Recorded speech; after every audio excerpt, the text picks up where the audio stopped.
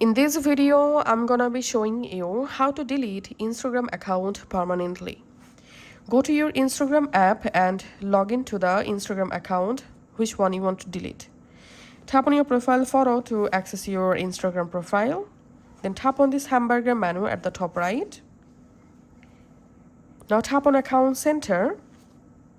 Tap on Manage Accounts.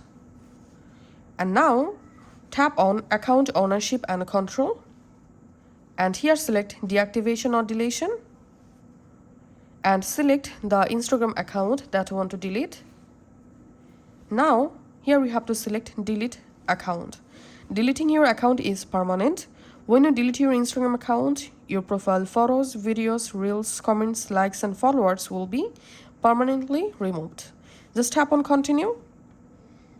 And we can see these things will be removed once you deleted your account. Just tap on Continue and select a reason why you want to delete your account, and then tap on Continue and just tap on Continue, and it may ask you to verify your Instagram account password.